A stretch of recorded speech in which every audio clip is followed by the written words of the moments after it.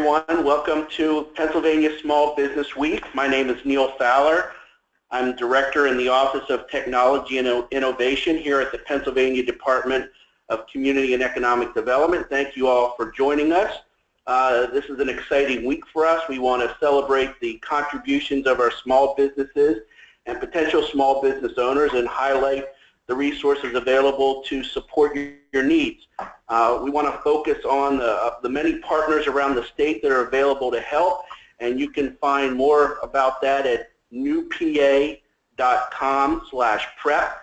PREP is our network of economic development organizations ready to help you start a new business, grow a business, anything that you may need to help your business start and grow. Please remember that this is the first in a series of webinars this week being held from noon to 1 o'clock. This session obviously is focused on starting a small business, but we have different topics each day of the week, and we welcome you to come back and join us Tuesday through Friday as well.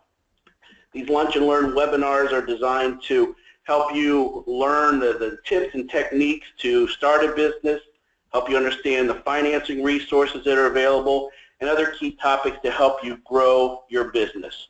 You can follow us on Twitter using the hashtag PASmallBiz16, and you can also subscribe to our newsletter available through the department on newpa.com/PASmallBiz. I don't want to take much time away from our featured speaker today, but a couple housekeeping items. Today's presentation will be recorded and posted on our website and social media channels, and we will allow time for a Q&A session at the end of this webinar. Before we introduce our featured presenter, I want to introduce Scott Dietrich, also a colleague here at the Department of Community and Economic Development. Scott oversees our Small Business Champions Office, and we've asked him to take a minute or two and describe the resources available through his office. Scott? Thanks, Neil. As Neil said, my name is Scott Dietrich. I am the director of the Small Business Champions Network here at the Department of Community and Economic Development. A little bit about my office. It was created in the fall of 2013 to serve as DCED's central point of contact to assist businesses with issues relating to business registration, business finance, site selection, business plan development, etc. The Small Business Champion Network is able to connect businesses and entrepreneurs with a large variety of economic development partners across the Commonwealth, and the office also serves as the lead on the Entrepreneur's Guide, which is a comprehensive guide to starting and growing a business in Pennsylvania. The guide can be downloaded for free from our website at www.newpa.com/eguide.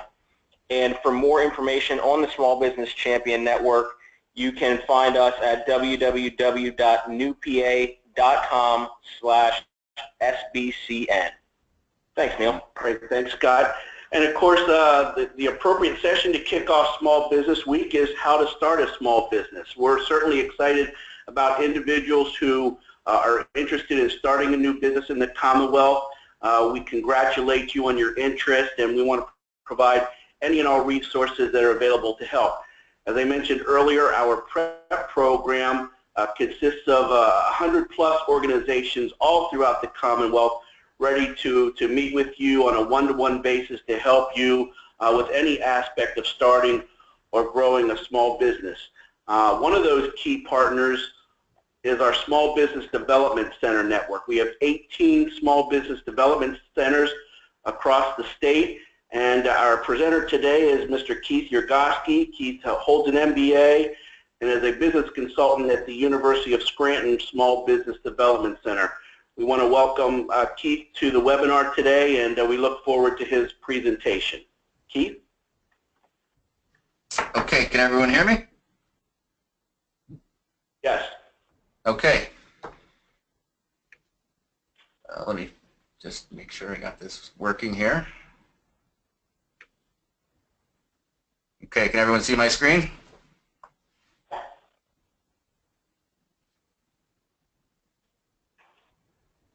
Can you see my screen? Yeah. Okay.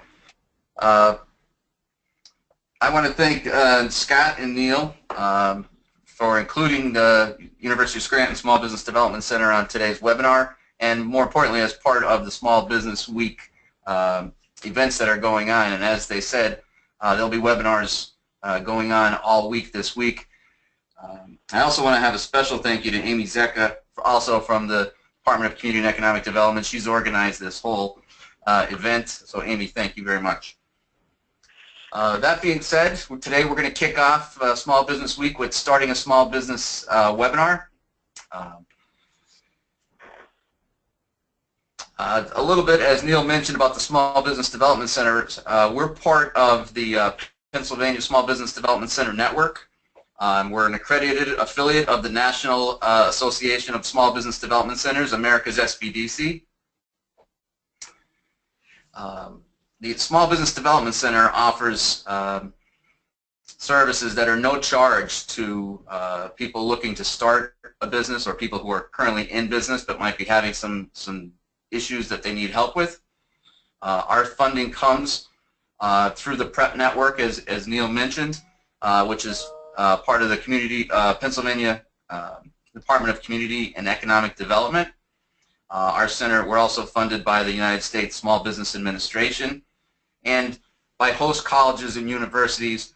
In our case, we're funded by the University of Scranton. It's a public-private partnership, and it works really well in offering services to the small business community. As far as myself, I've been with the Small Business Development Center over 20 years. I'm an accountant by trade, but I ended up, after working at the SBDC for a while and realizing how many businesses needed help getting the word out about their businesses, that I went back and I got an MBA in marketing. From that, my job kind of pushed me in the direction of internet business, because I was the computer expert on staff at the time. I knew how to use Lotus and WordPerfect. So I ended up translating that into learning how to build websites, search engine optimization, and now currently helping businesses get Google optimized and making sure that they're located in all the different places online that help them get found, as well as with setting up social media platforms. But we do a lot at the SBDC. As Neil said, there's 18 SBDCs across the state, so there's always one kind of in your backyard. Our center is located at the University of Scranton, but we cover an 8-county area in northeast Pennsylvania, starting out in Tioga, covering in the northern tier, Tioga, Bradford, and Susquehanna counties, as well as Wyoming. And then to our east, we cover Wayne, Pike, and Monroe, which border New Jersey on the eastern side of the state. And then, of course, Lackawanna County, which is where our University of Scranton host center is located. As I said, each of the centers are located at universities. They're university-based, so you can find one at a location near you. Okay, so today, as Neil said, we're on Twitter today, so if you're out there on Twitter, you can go out and tweet this, that I'm learning how to start a small business in Pennsylvania today with new prep and the Scranton SBDC, and make sure you use the hashtag PASmallBiz16, or you could just check our Scranton SBDC Twitter page and you can retweet that, because I already have it out there. But that helps get the word out about the events and things that are taking place this week during Small Business Week. Okay, so today I'm going to talk to you about starting a business, and I guess the number one question is why do people start, or why do you want to start a small business? You know, and over the years we've seen that, you know, people come to us for a multitude of reasons of why they're starting them. For some, it's a dream. They've always wanted to own their own business, or they've had family members who've had a business and they want to do it because they've done it. In other cases, an opportunity presents itself. Maybe you've worked for someone, and all of a sudden that business owner says, you know what, I'm ready to get out, I'm ready to retire, and you know, here's an opportunity, maybe you want to take the business over. In some cases, and this is never a good thing, but sometimes it's a necessity where you can't find a job. Here's a story. It was a dream. The owner's name is Mario Bevilacqua, and he started a food truck business called What the Fork Food Truck. He was in a family. His family had owned restaurants.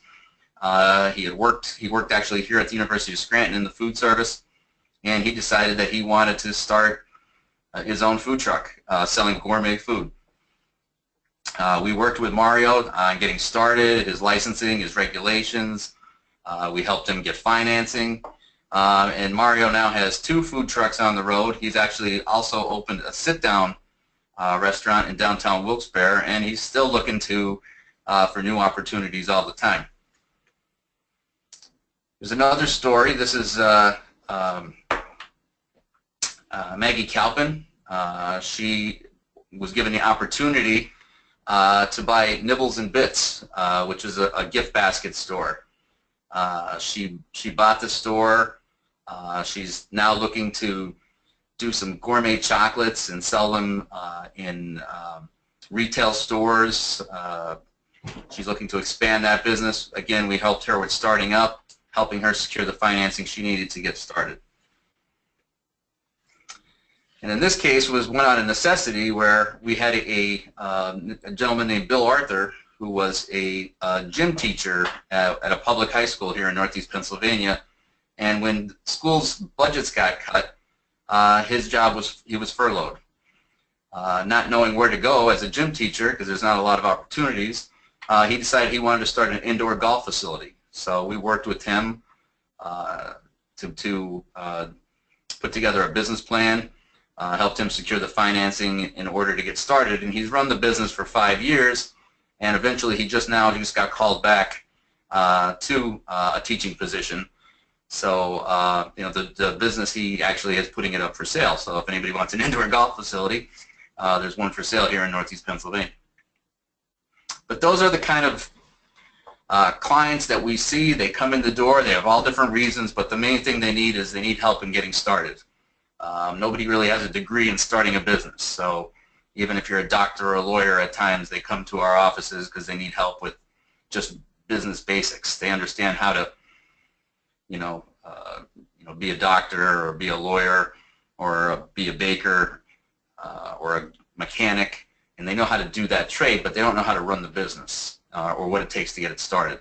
And that's where the Small Business Development Center comes in. So one of the things we often tell our businesses is, if you're going to get into this, you better be ready, because you're going to be married to it. So you better be ready to say I do. And your family must be ready as well. Today we're going to talk about some of the basics, the forms you need and licensing you need to get into business. We're going to talk about the fictitious name, business registration, your employer identification number, Pennsylvania Combined Registration Form, which would include your Pennsylvania sales tax license, miscellaneous licenses and permits, your legal form of organization, and we're also going to talk a little bit about business planning. Let me hop back one screen here.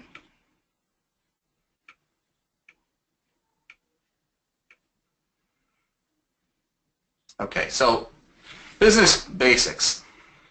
Typically, when a person comes to the SBDC, the first thing we'll discuss with them is choosing a business name. What is the right name for the business? Now, in today's day and age, people get confused because of the internet. They think their domain name is their business name if they want to start a website. We work with them to try to understand the difference between the two.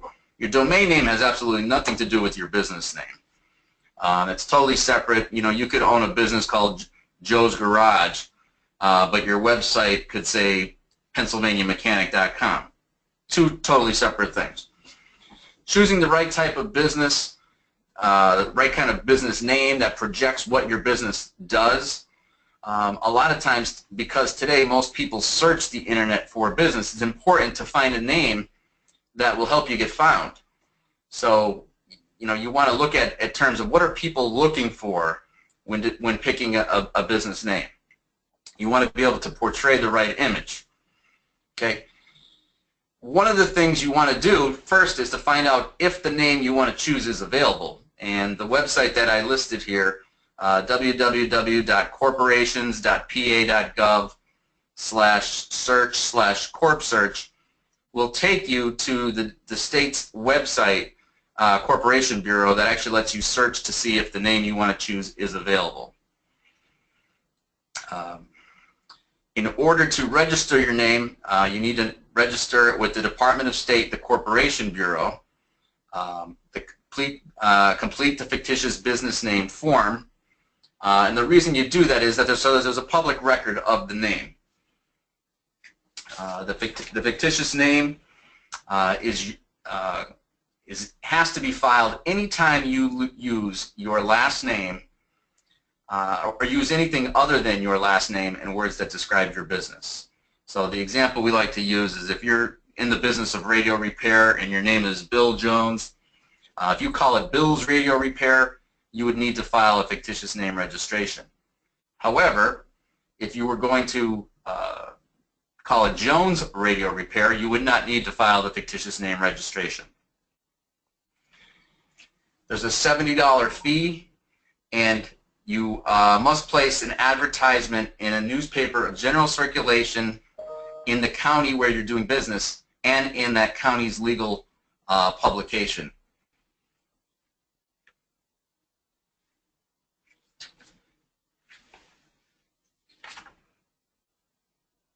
The fictitious name registration does not need to be notarized.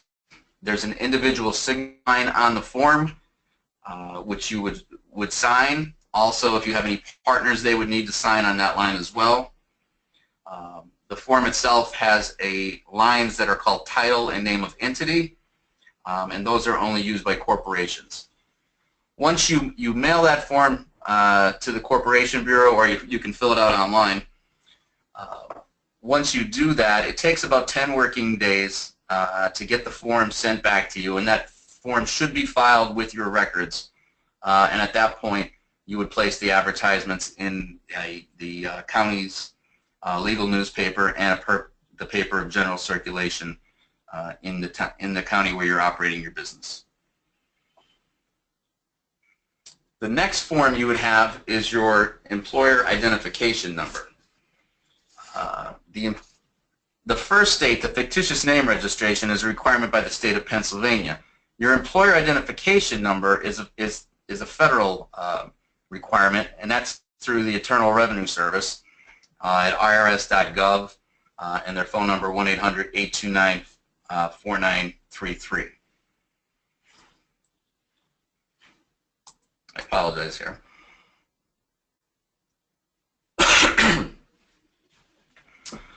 The reason that you'd be filing an employer identification number would be if you're starting a new business, if you're hiring or will hire employees, if you need to open a bank account.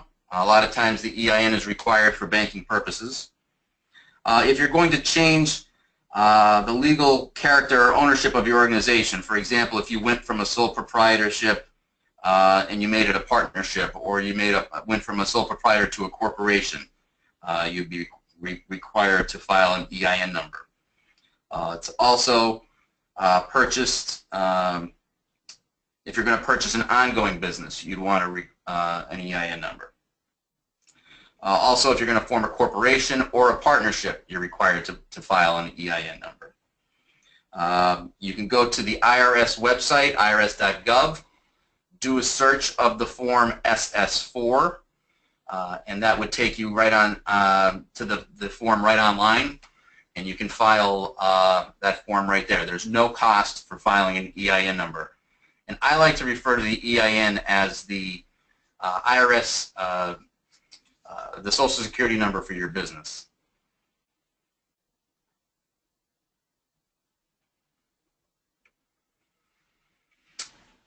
The next form that you're required to fill out is the PA100, or the Pennsylvania Enterprise Registration Form. that would be required if you're going to file, if the business that you need or that you're starting, you need to collect sales tax. The one thing you want to do is contact the Department of Revenue to find out if the product or service that you're offering, if you're required to collect sales tax. If you are, there's a 6% fee on top of whatever you're charging for those goods and services. That 6% needs to be turned in to the Department of Revenue. It's required if any sale is taxable. Now, for instance, you would need to contact the Department of Revenue because you could have different types of business. So suppose you sell washers and dryers, but you also repair them. So if you go out and you sell a washer or a dryer to someone, there's a 6% sales tax on that. However, if you're providing the maintenance on one, your labor may not be taxable, yet any parts that you use to fix a washer or a dryer would be taxable. So at that point, you would want to contact the Department of Revenue to find out, what parts of your services are taxable, and at that point, you would collect the tax and then turn that money over to the state on a monthly basis, monthly, quarterly, or semi-annual, depending on the amounts that you're collecting. There are fines and penalties for failing to collect sales tax. So if you are required to file the PA 100, you'd want to go to the PA Enterprise Registration Form, and it's the PA 100 form, and the website to do that is www.pa100.state.pa.us. Let's see.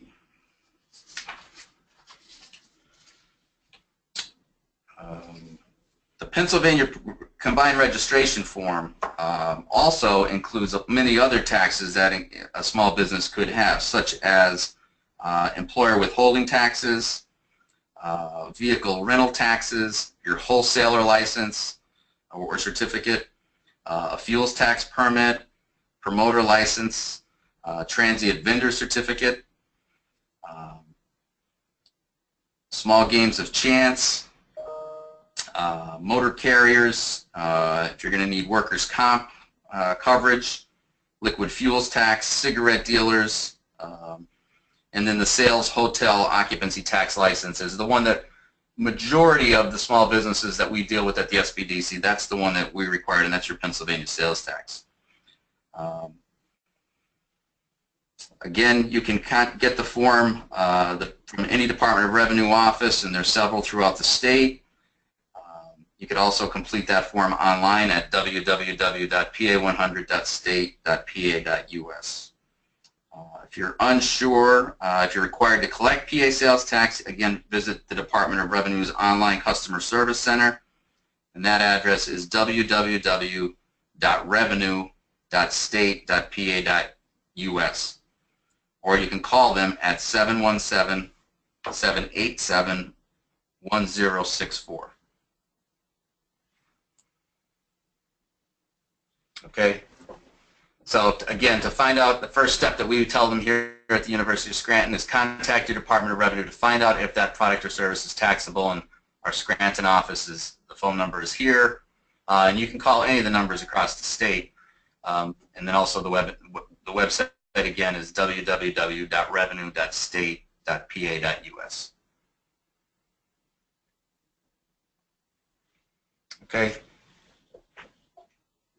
When trying to learn what type of permits, licenses, and rules and regulations are applicable to your proposed business, this is typically where we would tell people you want to visit with your local SBDC and sit down with a business consultant who can walk you through those specific regulations to your business. But if you don't have the time to sit down, you could go to our state website, visit pabizonline.com, and that site was mentioned to you a little earlier.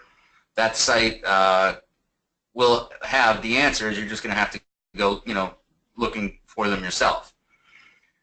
The other things you want to check when starting a business is where are you locating the business. Okay, So there's local regulations depending on the town or borough or municipality. So there's zoning issues dealing with zoning, the type of building you're getting into. There could be landlord ordinances before moving into these locations, and also in setting up a home office or business.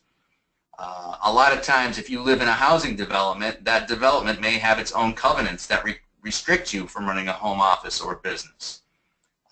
So one of the things that you have to be careful of is, you start running the business and you go out and you purchase, letterhead and business cards and everything with your address on it if you're running a home office, and then the next thing you know, the zoning office or the local municipality shuts your business down. You've incurred all that expense, and now you're going to have to find somewhere else to run the business from.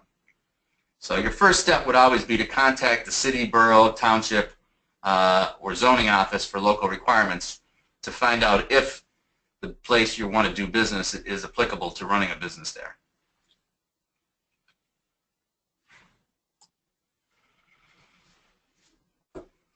The next thing we're going to talk about are the different types of legal business structures.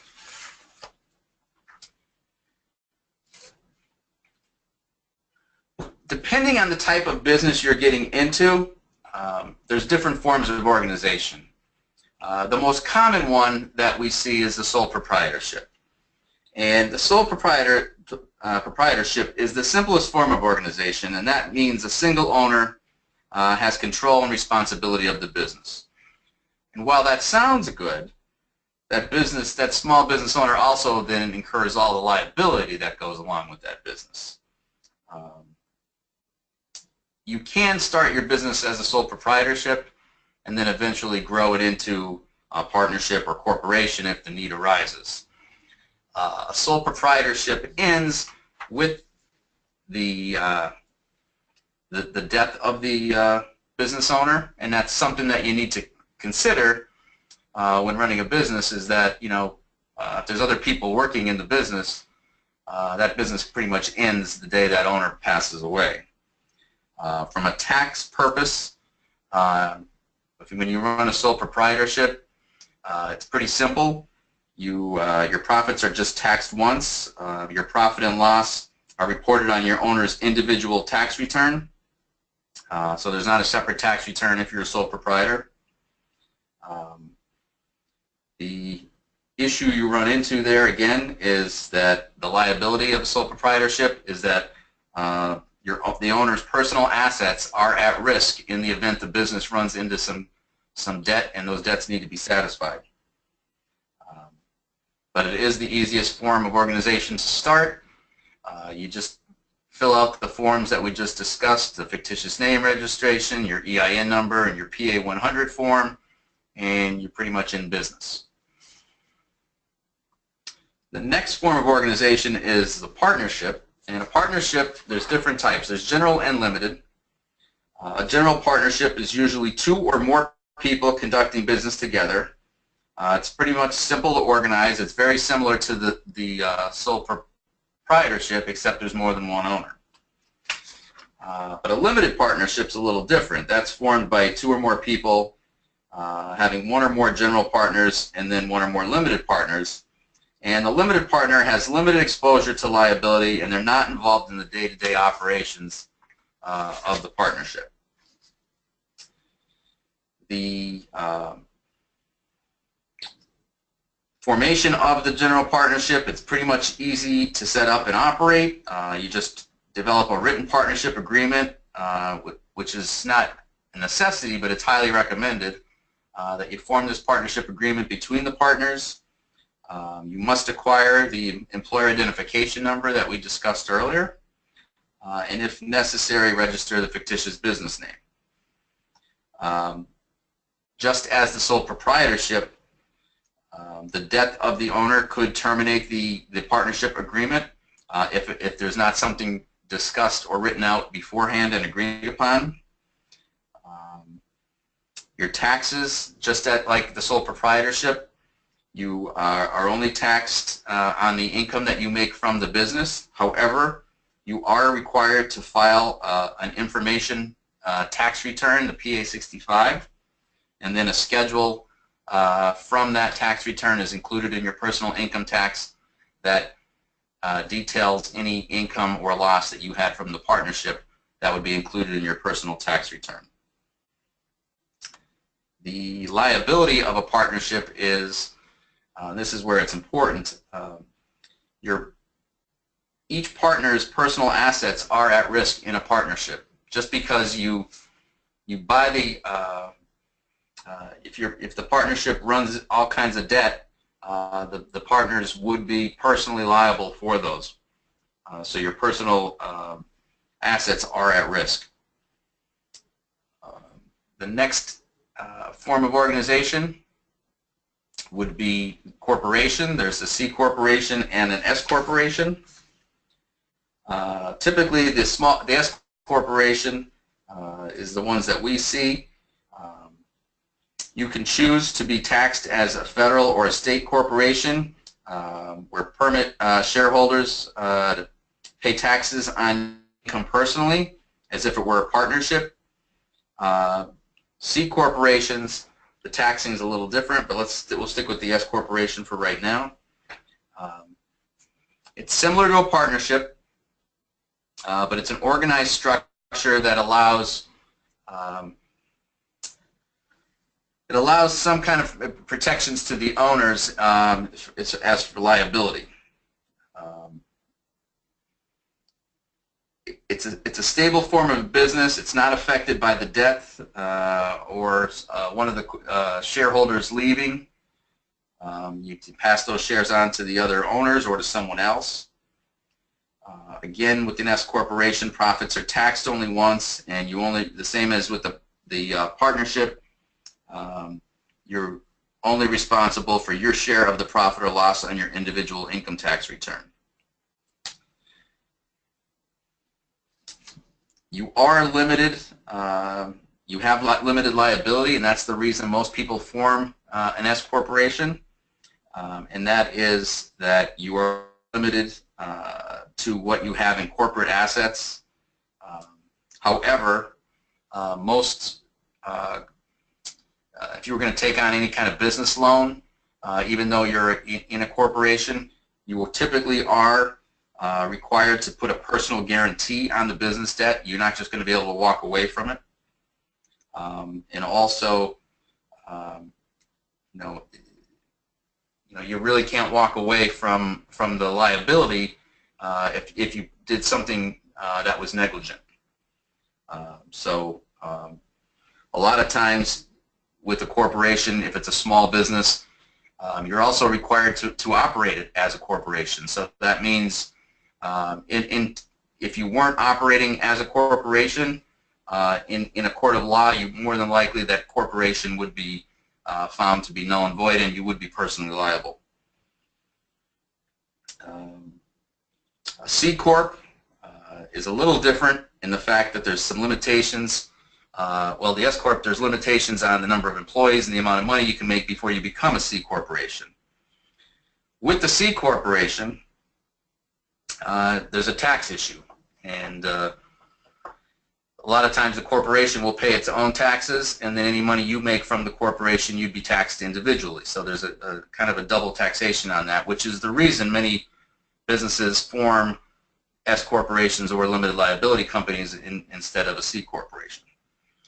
These questions on which organization you should form are always best to be answered by an attorney or a CPA when setting up your books or setting up your organization in the beginning.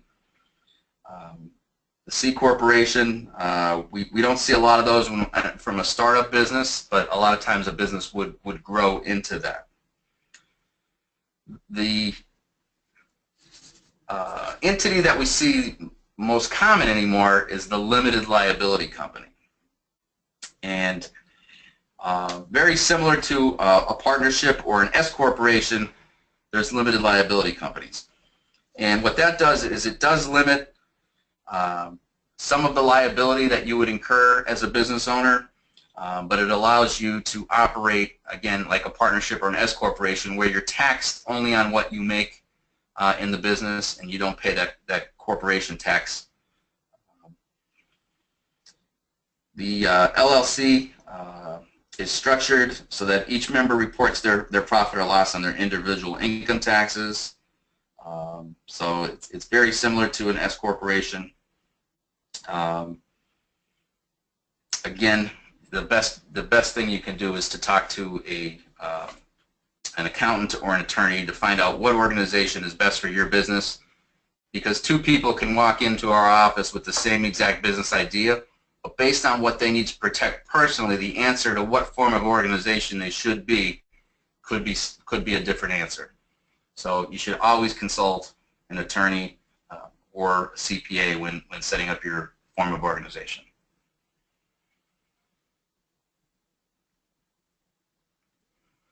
Okay, other things that we see when a business is getting started. There's different laws and requirements for each of the businesses. For instance, if you're going to be hiring employees, there are laws that you need to comply with to find out what those are. Again, the SBDC can work with you through this process. You can refer to the Department of Labor's and Industry website, which is www.state.pa.us. And there's things such as labor law compliance, workers' compensation laws, unemployment compensation laws, occupational safety and health laws, and as well as there's also federal laws. So there's American with Disability Act, Fair Employment laws, your Federal Insurance Contributions Act, making sure that you're withholding things such as your FICA that come out of your paychecks, federal unemployment tax, the FUTA. Your IRS has requirements for self-employment tax, any kind of personal income taxes, and also payroll taxes. Again, your SBDC counselors can work with you through all this process. Then you also have immigration laws, wage and hour laws, and one which we didn't list on here is the Affordable Care Act. So there are some requirements that go along with that as well.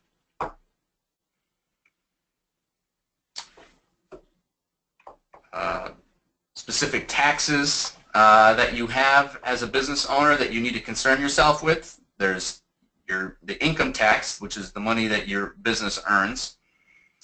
Self-employment taxes, in lieu of paying income tax at times, you have self-employment tax, and then there's other employment taxes. Other things that you need to make sure that you concern yourself with is insurance. Don't assume that your homeowner's insurance will be adequate for your business. If you're going to start a business, you want to contact your insurance carrier and let them know that you're interested in a business liability policy. Home businesses often need more than just your property and liability insurance. That's the typical policy will not provide enough. You also, can get that policy null and void if they weren't aware that you were conducting business operations. One of the things that we've talked with business owners is business disruption insurance. What happens in the event that you as the business owner can't conduct business? You're in the hospital for 6 weeks or 6 months. Do you have a way to keep that business afloat? In the event that a construction project takes place in front of your business and no traffic can get to it, what is your recourse? So a business disruption policy is important. It also helps in the event where there's any kind of natural disaster where your business gets shut down, that you're covered. A lot of times people try to shortchange themselves as far as they try to save money when they're getting the business started, but a lot of times a little pre-planning on things such as insurance can help you in a lot, down the road when things get tight. A basic accounting system you also need. Why would you need an accounting system? Number one, keep your finances up to date. Track your profitability, verify the health of the business. We like to tell our small businesses that the numbers don't lie. So while you think you might be doing well, when you run an income statement or a cash flow report, that answers your questions real quick as to whether or not the business is doing as well as you think it is. The other thing it does is it allows you to see where your money's going, and helps you keep track of your expenses and maybe areas where you need to watch if the expenses are getting away from you. Professional assistance is available. Again, as I mentioned earlier, you always want to talk to an accountant or attorney when getting your business started. Having a good relationship with an insurance agent that understands your business and what you're trying to do. It's also good to have a personal relationship with a banker, so that when you do run into some business, that they have a good understanding of what's going on in the business. And then finally, always an SBDC consultant. It doesn't hurt to bounce ideas off of, or to help you in areas where you think you might need more assistance. The SBDC doesn't run your business for you. What we try to do is educate you on the areas where we think you might need help. Excuse me. Next, I'm going to touch on a business plan. A business plan is a way to kind of tell your story in lieu of being there yourself to tell it. So, it's analyzing what your idea is and how you're going to explain what you're going to do and how you're going to sell it, understanding your market and the competition and how you're going to sell the product, and then finally it's putting all that into financial statements that, say, a banker or a partner or somebody could understand, or an investor that says, okay, I understand what you're trying to do here, but how are we going to make money doing this? So the SBDC works with you on that process and helps you build that business plan. When is it necessary? A lot of times when you decide, oh, I have this hobby and now all of a sudden I want to turn it into a business, that's a good time to make a business plan necessary. Business plans, they don't necessarily need to be 100 pages. So the terms, the wording, or the length and the format can vary. However, no matter how you put it together, it's valuable to every single type of business, no matter how big or small. You wouldn't go on vacation without a plan, so why would you run a business without one? Okay? The process of a business plan is to help you create a well-defined purpose, develop a knowledge of what's required to make a profit. It allows you to measure the progress, engage whether or not the business is worthwhile or not. A lot of times we work with people to try to do some feasibility to see, it sounds like a great idea, but are you actually going to make money doing this? Okay? A lot of times through this business planning process, it helps the person determine whether or not they'll be able to leave their full-time job. We do what's called a break-even analysis with you, where at what point we decide, okay, at this point, here's what you're going to be charging, here's what you're going to be making. Is it better than what you're currently doing at your full-time job or a part-time job? At what point can you make the jump to make this your full-time job? Business plan allows you to catch problems before it's too late. Communicate with others about your business, develop your marketing materials, and more. Communicating with others about your business. Anyone that's going to go for a business loan, in tomorrow's webinar at noon, we're going to talk about financing your business. But anytime you're looking for financing, you're going to have to communicate with others about your business. The business plan is what you submit to a lender, and that's what that business plan has to answer, all the questions that lender has about your business, because you're not going to be there. So you have to think in terms of, when I put together a business plan, is any kind of question regarding how I'm going to do something in this business answered here? And if it's not, it needs to be. So when you're talking about, if you say what your sales numbers are going to be, well, I'm going to do $500,000 in sales. Well, how do you do that? Okay, let's break that down. That means you're going to do this much in sales a month, this much a week, this much a day. For order you to generate this much in sales a day, how many clients do you need to meet with? How many sales do you need to make? So that's what the business plan does. It breaks it down so that others can understand your business. Okay, here's a sample business plan outline. Typically, there's an executive summary where you state the purpose of the business plan and what your needs are. So if you're going to look for financing, you'd want to put that right in the executive summary of the plan, that the purpose of the plan is to secure financing for whatever the business is. From there, you would go on to a description of the business. That description of the business is where you talk about the name of the business, what you do, any history in the business, your legal form of organization, as we talked about, what your missions, your goals, and your objectives are for the business, not only in the short term but in the long term. Short term is anything that's in the first year and first year or two, and then long term goals would be years 3 through 5, and maybe even going further. What are the products and services that you offer? Is there a potential for growth? Then you get into your marketing plan. I'm going to talk a little bit more about marketing, but understanding the industry, what your target market is, what are you actually capable of serving? The competitive analysis, what are the strengths and weaknesses that are internal to your business, and what are the opportunities and threats and competitive advantages that are external to the business? What are your projected sales, and what percentage of market share will you capture, or do you need to capture in order to be successful? Your marketing strategies, how are you going to price it? You know, marketing is more just advertising, so making sure you're priced. You know, are you going to have pricing policies? If I buy something from you, what's it going to cost? If I buy 10 items from you, do I get a better price? How about if I buy 100? You know, what are your pricing policies? What can you sell at and still make money? Then it's advertising and promotion, setting up a plan and a budget so that you don't spend all your advertising dollars in January and not have any left for the other 11 months. Have a sales strategy. How are you going to get the product to the customer?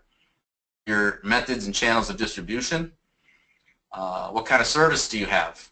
You know, today with the internet, you know, people have all these review sites out there. So social media isn't just Facebook and Twitter. It's websites like Google, Yelp, Amazon, where people are leaving comments about your product.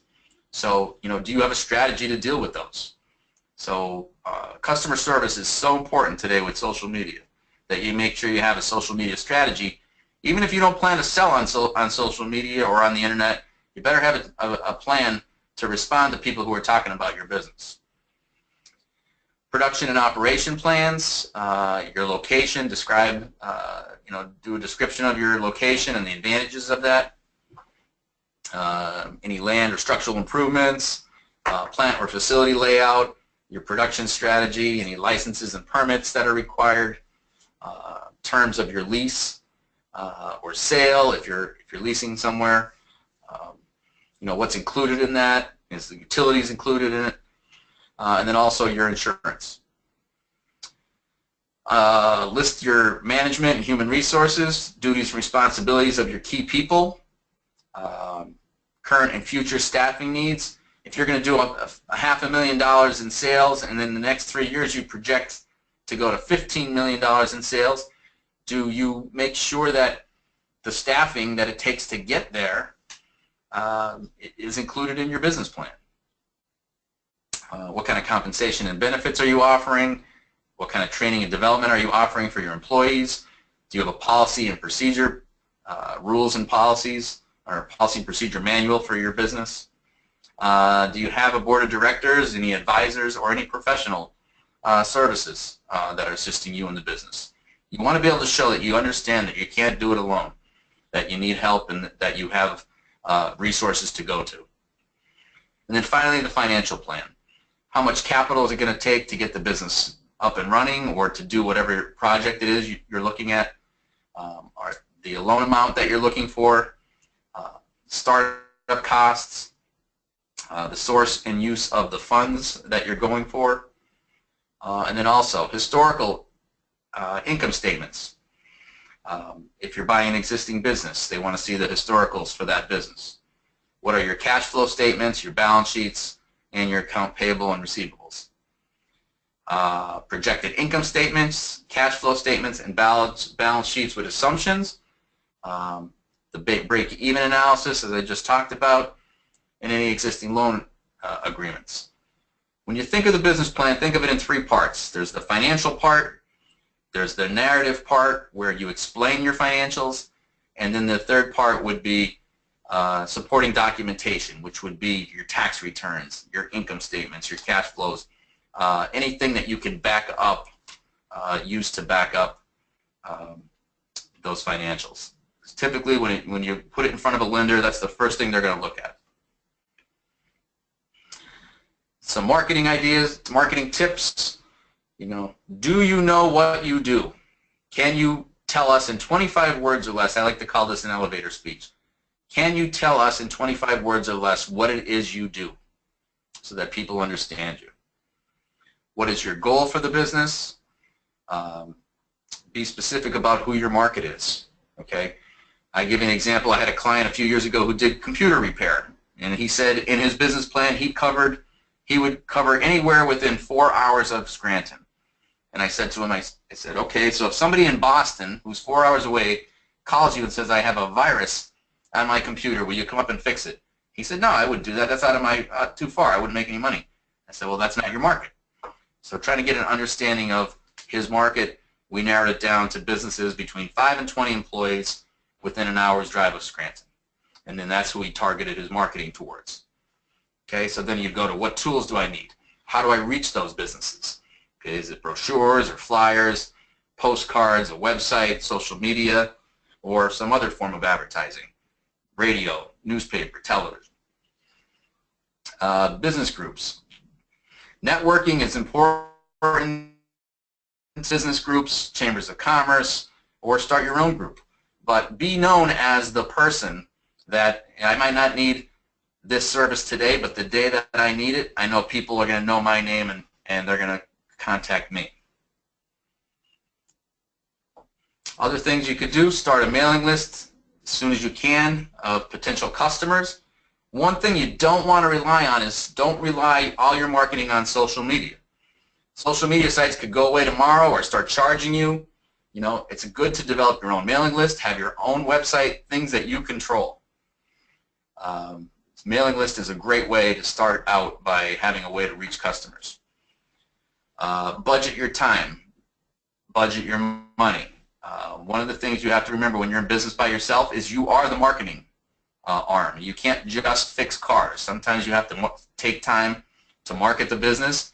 Sometimes you have to take time to do your billing and your financials. That's part of the business when you're in it by yourself. Okay? Write a step-by-step plan for your business events and promotions so that you spread them out throughout the year and decide, which ones are going to be most effective to reach customers. Always follow up with people because you don't want to get the reputation of somebody who doesn't call back. And always be professional because remember today with social media, people will always, when they're angry, will immediately go to social media to vent about your business.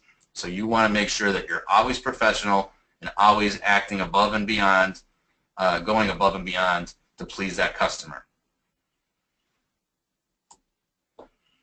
Networking with other businesses, make that part of your daily routine. Again, because you want to be known as the person who sells whatever that widget is that that person needs when they need it. And that goes for a realtor, a guy who fixes cars, fixes computers. I don't need them every day, but the day I need them, I want to make sure people know I'm there. So build a word-of-mouth referral network. A word-of-mouth is your most effective form of marketing, but encourage people to refer you. So give them something. Give them some sort of value if they refer you to other customers. YouTube. YouTube is the second largest search engine after Google. It's a great way to show off your business. You can teach do-it-yourself tips, provide testimonials and instruction, and most important, it's a great way to use it as a search engine. So 80% of internet searches are location-based. So anytime you have a YouTube video, you want to make sure you include in the title of the video the name of the town where you're doing business, or the county, or the geographic area, so that you show up. And don't abandon traditional marketing. Okay, don't put all your eggs in a social media basket. Social media is just one channel of marketing to help reach customers. Okay, make sure you're able to comfortably talk about your business, and don't forget to close. You always want to ask for the sale. Okay, is this something you would like to buy? Okay, always think about that. You can't sell anything if you don't ask for the sale. And follow successful competitors. There's people out there doing it. Don't recreate the wheel. Try to find somebody who is doing it the right way and kind of mimic them. According to the Small Business Administration, 50% of small businesses fail in the first 5 years. You don't want to be one of those businesses. Ask for help. Okay, the Small Business Development Center is one of multiple resources out there to help you navigate some of the troubled waters that your business could, incur. So contact your local SBDC for guidance in developing your business plan, as well as any other kind of problems that you may have in the business. And with that, I'll open it up, I guess, to any questions. Thank you, Keith, for that presentation. For the audience listening, if you have questions to submit, please type them in the question box, and we'll take those questions now. We do have time for 1 or 2 questions. Keith, there was a question from someone who is inquiring as to whether the presentation can be emailed. Is that something that you're able to share?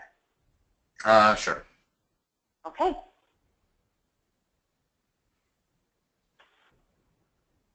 Any other questions from our audience?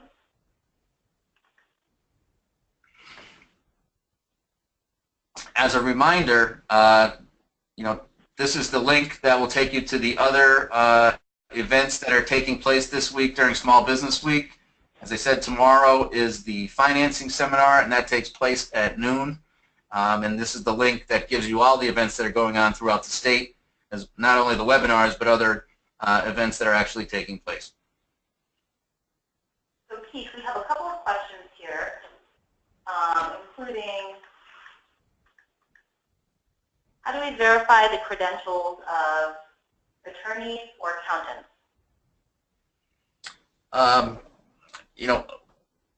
One of the ways that you would do that is most of those would be word-of-mouth referrals, I would assume, that you would get. So, contacting, and you can ask them for referrals as well. You want to talk to other businesses that are using them, and you want to find out, ask questions such as, what do you like and what do you not like about them, to try to get some kind of clarity. A lot of times people make their decisions, unfortunately, based on the cost. Sometimes you get what you pay for, so you have to be careful when you're getting started. And I look at like Northeast Pennsylvania. There's word of mouth travels pretty quick, so you could find a pretty good attorney or an accountant, insurance agent, just by asking around.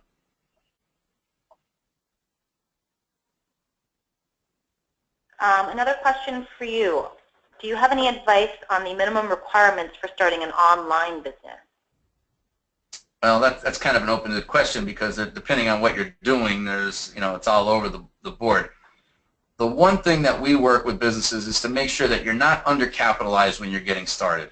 So if you have all these different plans, even though you're online, you think that you're saving costs. There's a lot of money involved in online because there's time involved, and if you put a dollar amount on your time, it takes up, it gets to be costly, because you look at the amount of time that you're spending trying to get that business and get the word out about it. We put a dollar amount on that.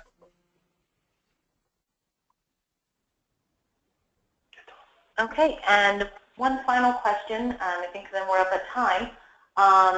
We have an inquiry about someone who is a nurse and is interested in starting a home health care business. Is that something that the SBDCs could help consult on? Our center alone works with several home health businesses, so yes, we would definitely work with you to do on something like that, or your local SBDC, depending on where you're located. Okay, great. And I think we're at the 1 o'clock hour now, so at this time we'll be ending the webinar. But thank you to everyone who joined us today. And just as a reminder, we do have events coming up later this week, and this recording will be posted on our website as well. So you will receive a link to that following this presentation. I know several people asked about having the presentation emailed, so you'll be able to watch and share this video again. All right. Well, thank you, everyone, and please join us later this week.